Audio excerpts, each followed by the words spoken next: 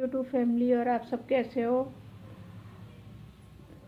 28 तारीख जैसे ही सुबह होती है, वैसे तो 2-3 दिन वैसे तो पता ही रहता है कि ना भाई इस तारीख को गए हमें छोड़ करके। जैसे जैसे तारीख आती है बेचैनी सी होने लग जाती है।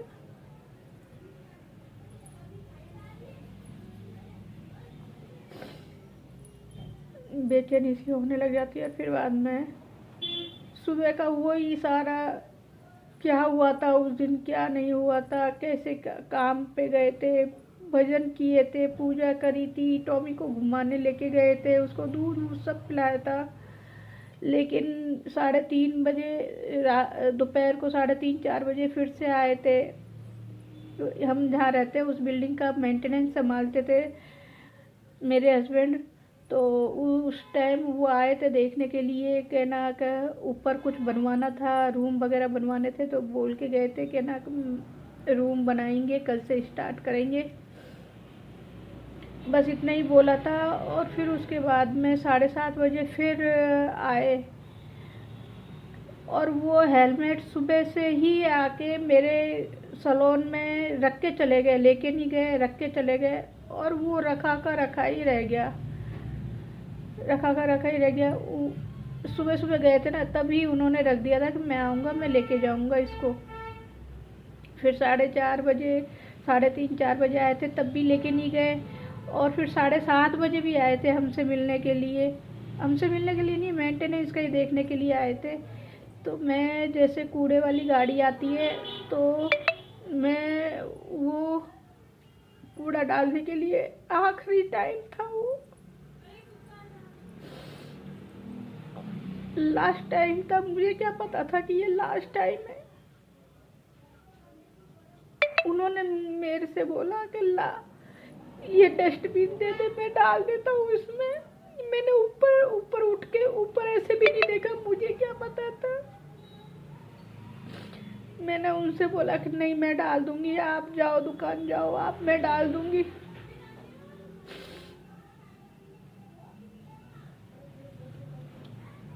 लेकिन मैंने पलट के ऊपर नहीं देखा, मुझे पता नहीं था कि ये हमारी आखिरी मुलाकात है।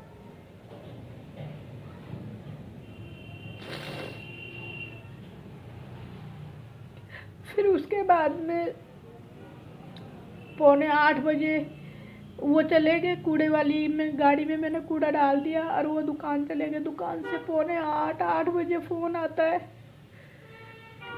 घर पे आ रहे थे वापस, दुकान पास में ही है, तो दुकान जाके वापस घर पे आ रहे थे। तो जहाँ जिस गली से वो आते हैं उस कोई ट्रैफिक नहीं था, कोई कुछ नहीं था, बिल्कुल भी ट्रैफिक नहीं होता उस गली में। फिर वहाँ मेरी एक क्लाइंट रहती है, जैसे ही वो भी अपनी गाड़ी में बैठने के लिए निकली, घर से सब्जी लेने के लिए जा रही थी। तो वो मेरे हस्बैंड घर आ रहे थे, तो उसी गली में से आते हैं, और वो भी अपने घर से निकल रही थी। जैसे ही निकली एकदम से स्कूटी की आवाज़ आई, बहुत तेज धड़ाम से आवाज़ आई। अब मुझे नहीं पता, और वो उनको भी नहीं पता क्या हुआ क्या नहीं हुआ। उनके स्कूटी गिर गई, और उनको ये नहीं पता था कि हमारे ही घर से है। तो उन्होंने जाके देखा कि ये कौन गिरा एकदम से। जाके देखा तो फिर वो पहचानती थी मेरे हस्बैंड को। तो वो बोलने लगी ये तो नेहा के पापा हैं। उन्होंने फ़ोन किया, उन्होंने हमें बुलाया। हमने कहा कि उस गली में तो ऐसा कोई ट्रैफिक भी नहीं होता, कि कुछ भी नहीं होता, ऐसे छोटी मोटी चोट लगी होगी। जैसे ही हम पहुँचे ना, मैं तो यहाँ सलोन में काम कर रही थी, नेहा के पास फ़ोन आया। तो नेहा ने फटाफट पैदल ही स्कूटी तो पापा के पास थी, तो उसको चलानी नहीं आ रही थी। तो वो पैदल ही गई, इतने में बड़ी वाली भी आ गई। तो दोनों जनी वहाँ जाने लगी। मैं बगल वाले भैया से बोला, मैंने कि ऐसे ऐसे हो गया। तो वो स्कूटी लेके मुझे लेके गए। तब तक तो वहाँ के लोगों ने मतलब हॉस्पिटल में पहुँचा दिया उनको।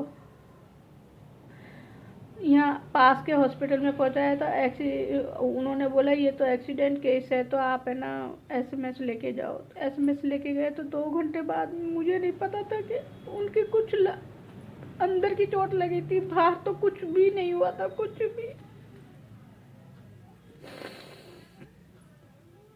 भी नहीं हुआ था। और इतना काम करते थे, इतना काम करते, लोगों की नजर खा गई। कहते हैं ना मशीन की तरह काम करता है, मशीन की तरह काम करता है। वो मशीन खराब हो गई।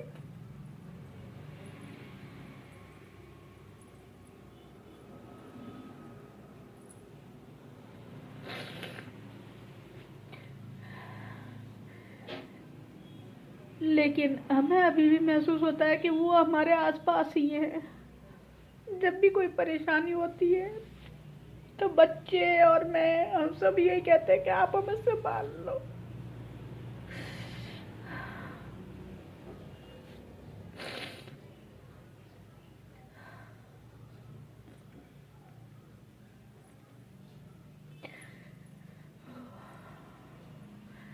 और हमारे काम हो भी जाते हैं, होते हैं हमारे काम।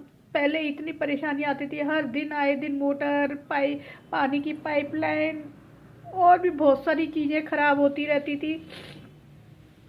तो वो आधा तो ऐसे परेशान हो गए थे कि आज आए दिन ये सब चीज़ें खराब हो जाती हैं, ऐसा है वैसा है। तो फिर अब जब वो गए ना, तब से कभी एक बार ही खराब हुई थी हमारी लाइट का, सब चीज़, सब काम वो खुद ही, हमें किसी भी मैकेनिक को बुलाने की ज़रूरत नहीं होती थी। तो अब वो गए तो अब कोई भी चीज़ खराब हो पहले ही बोल देते, पापा अब कोई भी नहीं है, कोई भी नहीं है ठीक करने के लिए। पापा खराब मत होने देना, आप हमारे साथ रहना, हाँ आप हमारी रक्षा करना।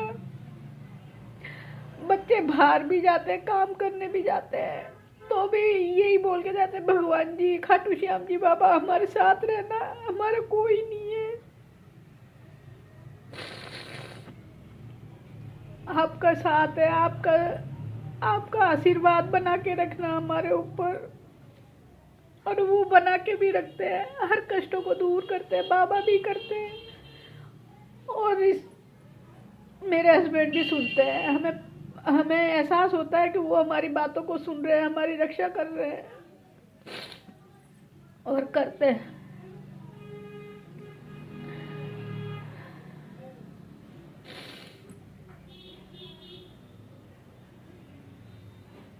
करते हैं कि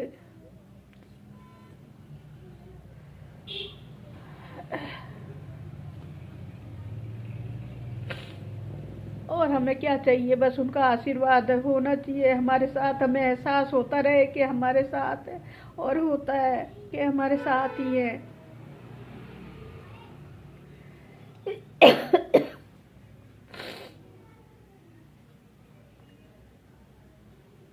आज फिर से वही तारीख आ गई, वही दिमाग में चल रहा है कि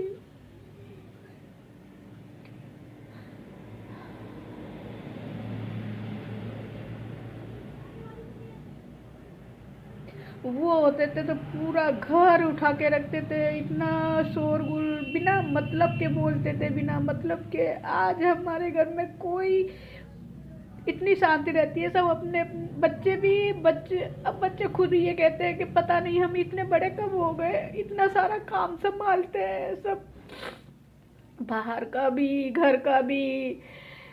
और हम इतने बड़े कैसे हो गए एकदम से।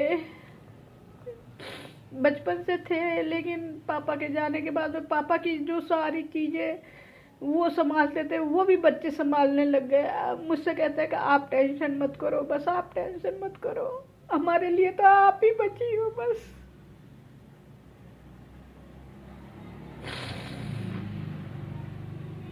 कि हम सब संभाल लेंगे मम्मी, हम सब संभाल लेंगे, हर चीज को संभाल लेंगे, पापा है हमारे साथ में। और सबसे बड़े खाटू श्याम भी है हमारे साथ में। परिवार तो है, लेकिन जिस समय हम कोई भी परेशानी हो, कोई कुछ भी हो, तो सबसे पहले खाटू श्याम जी और पापा ही आएंगे। परिवार तो बाद में आएगा, उनको तो पता लगेगा तब आएगा ना। तो हर परेशानियों को झेलना आता है बच्चों को, हर दुख से लड़ना आता है, हर लोगों से लड़ना आता है, किसको कैसे जवाब देना है, कैसे नहीं देना, सब आता है बच्चों को। सब सीख लिया उन्होंने पापा के जाने के बाद में। पहले बोलते भी नहीं थे, लेकिन अब उनकी मम्मी डरने की जरूरत नहीं है किसी से भी।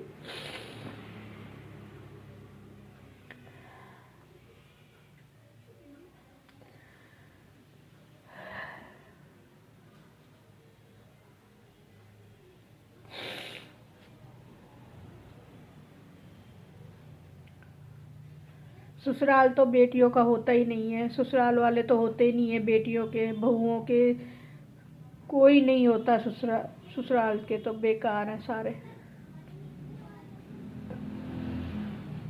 सारे बेकार हैं। आज 9 महीने हो गए, 9 महीने से कभी आगे से फ़ोन करके नहीं पूछा, कहना कि तुम लोग कैसे रह रहे हो, दादा है, बुआएं हैं, सब हैं, लेकिन सब किसी को कोई मतलब नहीं है हम क्या कैसे रह रहे हैं, कैसे नहीं रह रहे हैं। जब बेटा था तब भी वो नहीं पूछते थे, बचपन से ही घर से निकाल दिया था उनको, तो उनको क्या मोह माया, उनको कुछ भी नहीं है। बल्कि अब तो ये सोचना चाहिए उनकी बेटियां भी हैं उनकी, और उनके लिए हमें कुछ करना चाहिए, उनका हिस्सा देना चाहिए, लेकिन नहीं दे रहे, वो लोग नहीं दे रहे। कोई ससुराल वाले तो होते ही नहीं है। जब जीते जी बेटे के नहीं हुए तो पोतियों के क्या होंगे, बहू के क्या होंगे। वो ससुराल वाले सब हड़प के बैठ गए।